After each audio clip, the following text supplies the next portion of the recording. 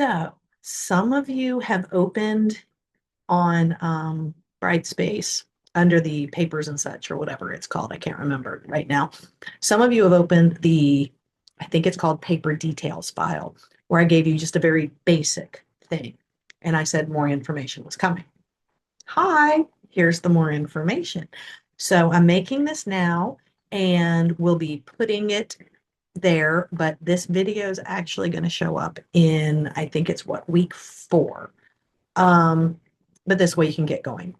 So here we go. I'm going to show you what I'm talking about. This should be your Brightspace thing. If you're looking at this like you, so as a student, this is how it will look. What I suggest, go to content. You click on content and then papers and such. That's what it's called. That brings you here. This is obviously where the Zoom office is. I also have an actual office now. I'm in 162. Feel free to come by Wednesday and Thursday.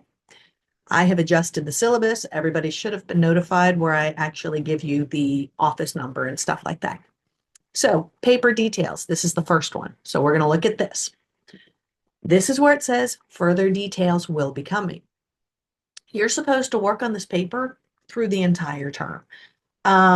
It's a lot of information to gather and to absorb and to own, basically, and then you move forward. So I gave you some things to start with, like why was the EPA created? What is its job?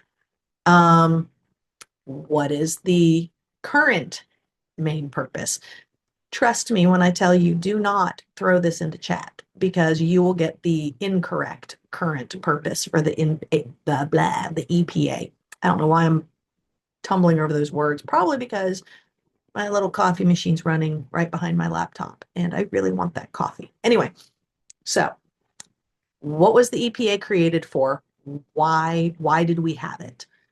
What is the EPA currently doing? Like what are their main points? Then you need to look at resources, renewable and non-renewable. So basically look up what is a renewable resource. Why is it renewable? What are they? How well do they work? Are they sufficient enough to handle what humans want? That kind of thing.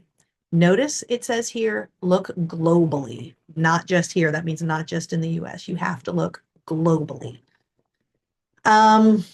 We're going to cover in the course of this course, there you go, throughout this term, we're going to talk more about the climate crisis, global warming, and that kind of stuff. I recommend go ahead and start looking at it too. If you start looking at these, this will give you a good base.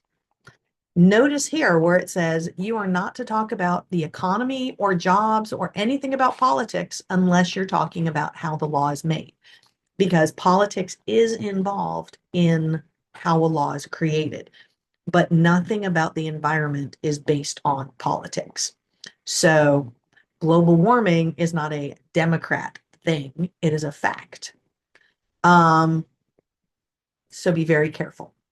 First stage of the paper, right there, start researching, start looking at it, that kind of thing. I never even reread what I had at the bottom here. Okay, yeah, that covers it. Okay, the next part here, that is what you should have already read. Here is the more detailed part.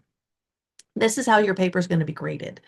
It will open for submission in week 14 and it closes at the end of week 15. So we have link here for the grading rubric, which I'm still currently updating. You already know the stuff you're supposed to be looking at. I'm going to talk about this grading criteria, and then I'm going to tell you what the final thing is. So, you are going to need to recap environmental protections that have been removed since January 20th, 2025, and explain how each of these will affect the environment. If you mention politics at all, it can only be about how the policies work. Like, is it there to protect the environment, or is the policy going to harm the environment? Because remember, this is an environmental science class, not politics. Then, if you mention economy, it has to be connected to the environment, has to. You do not get the option to just say, but the economy, because if there's no environment, there's no economy. That's a fact. If we have nowhere to live, we're dead. Um, so there you go. Has to be written in your own words. There are no quotes whatsoever. And when I get to the very end of this, you'll understand why, hopefully. Must be grammatically correct. You're going to have paragraphs and everything. Must include news articles less than 1 month old. The more recent, the better. Year-old ones can be used to discuss things as they were being changed. So you can go as far back as January 2025, but you have to include news articles during this term so you are kept as up to date as possible. That means as you're writing, leave a little wiggle room to throw in a last minute article. You have to use valid sources only. No Wikipedia, no whitehouse.gov, no blogs, that kind of thing.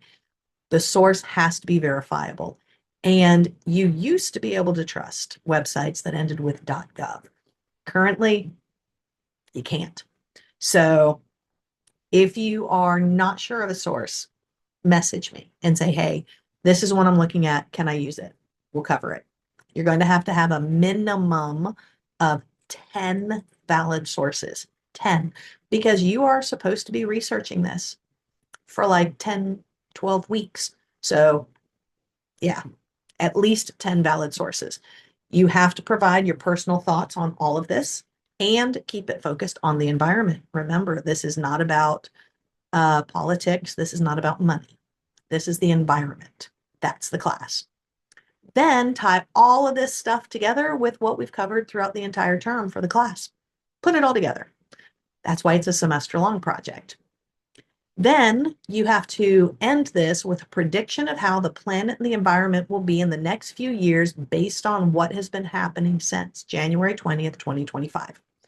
This conclusion needs to match the evidence shown throughout your paper. You have to show critical thinking and bonus points for entertaining me. No page limit. Now, I'm going to stop sharing so I can tell you this part. The bonus points for entertaining me. This is not a research paper. I know it sounds like it, but it's not a research paper. I used to also do the environmental science lab online, and I did this a few years ago or a year or two ago.